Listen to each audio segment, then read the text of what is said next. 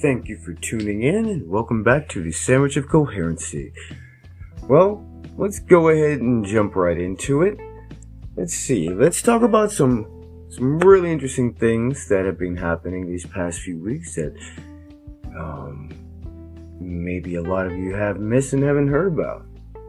Now, I don't know if you're familiar with a lady named Tracy Manning. She is, or rather she was, I would say, she would be Biden's nominee for heading up the Bureau of Land Management in the United States. Now, this is an interesting pick because she is a woman that is a staunch believer of eco-terrorism. Now, I believe the idea is that she has given up such ways, but based on that history, I just don't think that she's a good fit for that position. That's my opinion. And that's my opinion, and you're welcome to feel how you want about it. But something makes me uncomfortable about having her at the head when you're looking at a situation that she was a staunch tree spiker. She believed in tree spiking and practiced tree spiking.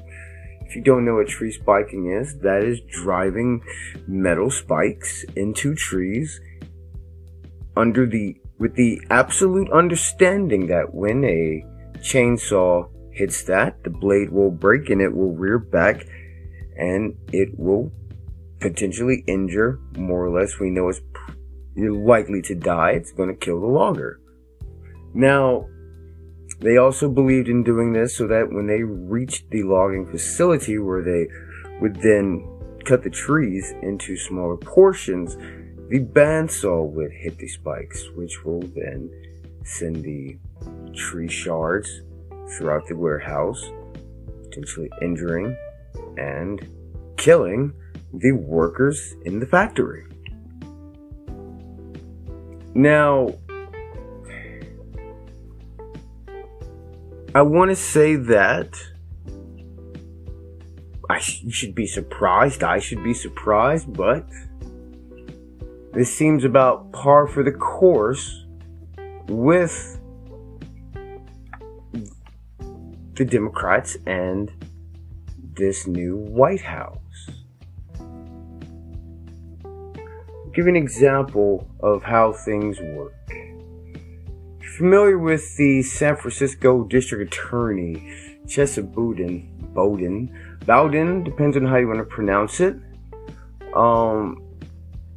He is the district attorney whom is in charge of San Francisco. When you hear about all of the criminals being released, the constant looting, nobody being charged for it, these videos you see, all this information you hear about people just walking into stores in San Francisco, walking in, walking out, walking in, walking out. Walk in, take what you want, walk out. Nobody's going to stop you. I believe I want to say it's up to $1,000, but that the police basically won't come. It's not viewed as a crime, but I don't really think they'd come for much of anything else at that point. So, the reason I'm bringing him up is because, again, things run deep. So, whom is this guy? Where does he get this insight? He visited his parents in prison. He was very tight with them. It's not like he went a different route from his parents. His mother, Kathy, and his father, David, whom I believe might still be behind bars. He may have been released, I'm not sure. But they both are part of the attempt at Brinks robbery in 1981, where you had people shot, people died. Those were his parents. They were part of what was the name of that group? Well, they had joined up with the Black Liberation Army. And I want to say they were the Weather Underground. think it was the name of their group. But, these are the people that they choose to lead. It can go even deeper when, you look at a situation such as the Black Lives Matter movement, which, as you've all heard, everybody knows, they've said they're trained Marxists, blah, blah, blah, and all this and such. And the interesting part about it is that you have to go into it some more. And then you find out, well, who taught them. And you find out it was these same exact people whom were these terrorist groups in the 70s, are the same people that are teaching people who are performing similar acts in this day and age, and they're using it under the guise of, again, same as before, we're freeing, we're making things better, and the reality is you're not making anything better. You're actually making it worse. Now, one of the people that helped teach them is a guy named Bill Ayers, whom is a guy who raised Chesa Bowden.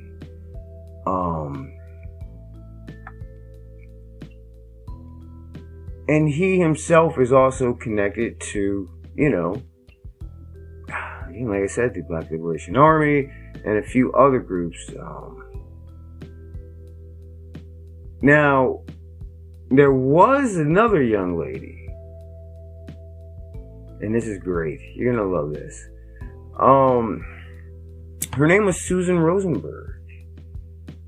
Now, she's also a part of this whole thing with the teaching and interacting of the Black Lives Matter movement. She was the head of the financial arm of ActBlue, which was responsible for handling the finances of the Black Lives Matter group.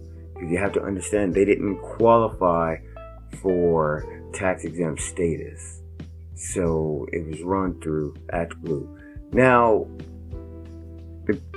Susan Rosenberg herself is another terrorist. She ran with the M19CO. Now, what did she do? She is responsible for the Senate bombing. Yes, they went to the U.S. Senate and in the Capitol, and I don't know if they put a bomb in the building.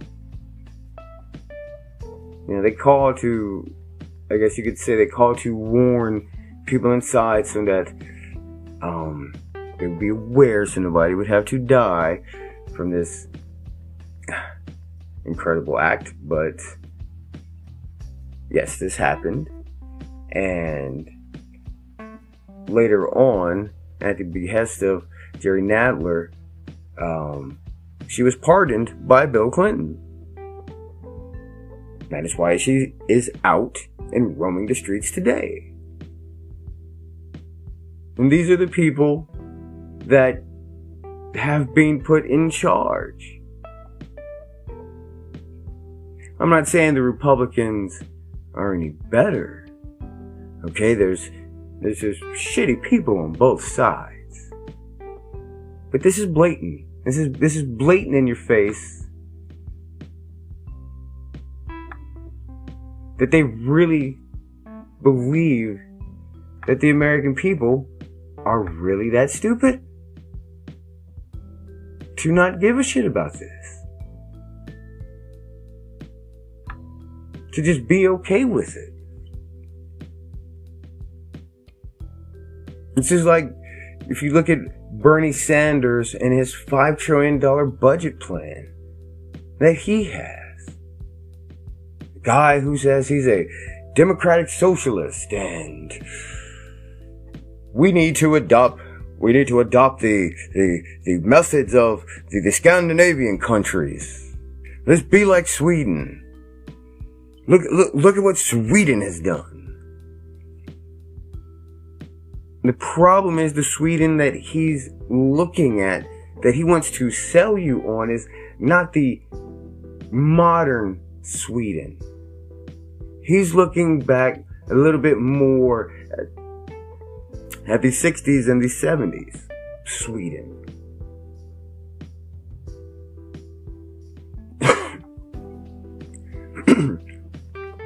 Pardon me.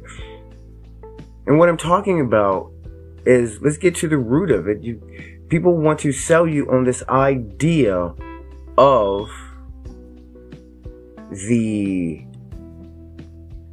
putting the means of production into the hands of the people. There's nothing wrong with people running their businesses, running their own businesses.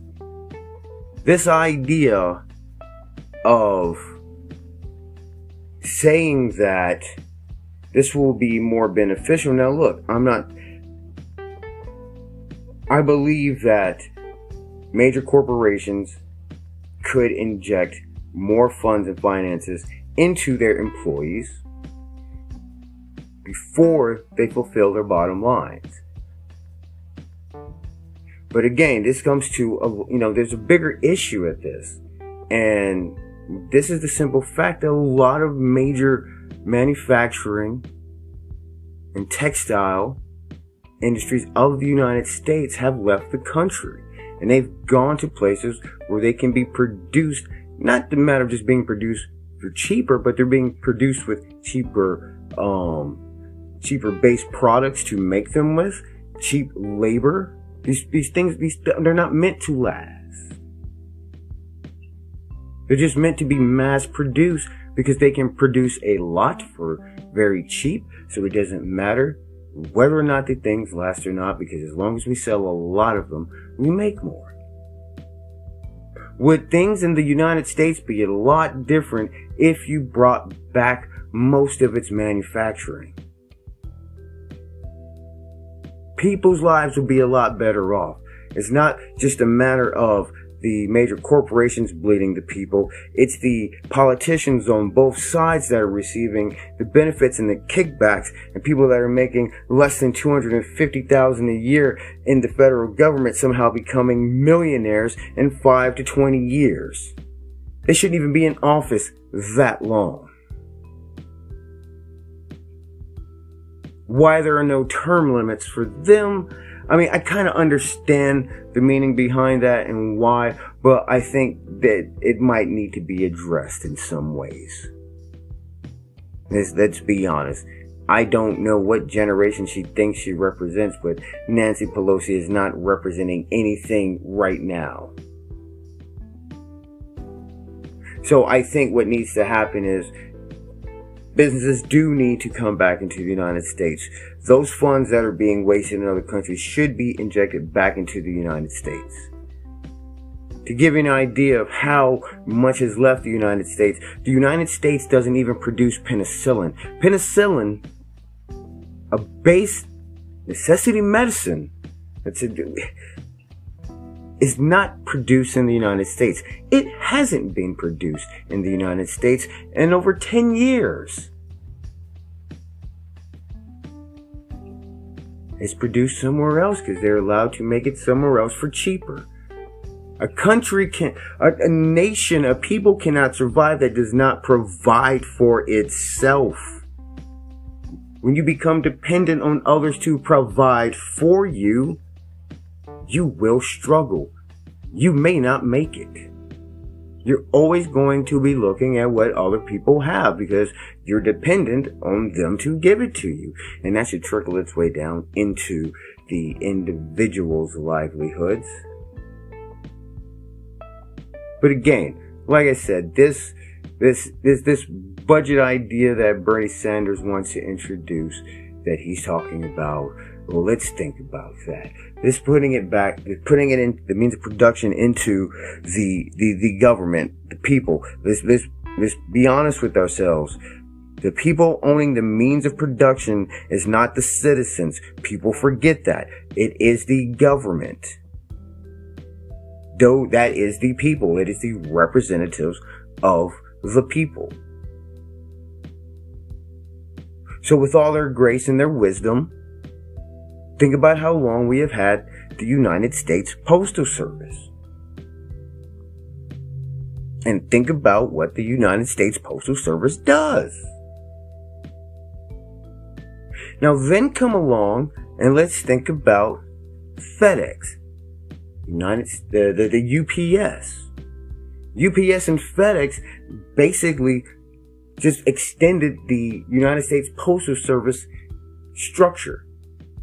They're independent companies, but they follow the same. They're basically following the same model. So you then come along with innovation. Now, even with competition, the United States Postal Service did not innovate. And because they were never going to innovate, the two companies that were competing, the major players, didn't need to innovate any further than to make themselves move a little better. So now you come across a guy named Jeff Bezos. It doesn't matter how much you hate the guy. It doesn't matter what you think about the guy. But what he brought was logistics and infrastructure. He delivered where there was a complete necessity. That is what capitalism is. There was a need that was not being provided, and he capitalized on it. You think you want to, let me put it in perspective. You enjoy the idea that you can just order something, and it's depending on where you live at, it can be delivered the same day. You can order from Whole Foods, the grocery store. It can be delivered to you in 2 hours. You can order a product from somewhere and it will be to your house the next day. How many times have you ordered something and it was coming through UPS, FedEx, the United States Postal Service, and you're looking at it 2 to 3 weeks? Why did they never innovate that infrastructure? Why did they never bring those type of logistics to the citizens? There was a need for it, but they didn't need to do it. So comes along someone else and builds that. Now, can Amazon do a whole lot more for their people? We will get into that in another episode, but at this current moment, we're just talking about what they delivered, okay? Now, that innovation of what they brought, places like Walmart, Target, all these other entities that now use their delivery structure or that have a similar type of idea for their stores to be trying to compete in a similar fashion. That didn't happen. That didn't happen until somebody capitalized on that. So instead of losing out, these other major corporate stores that never did that had to do the same. They had to change their infrastructure.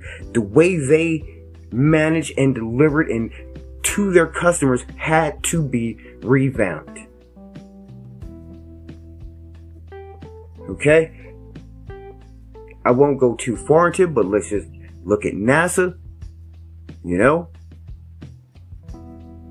Look how long they've been around. Think about how much money NASA has spent. Think about how much money NASA has lost.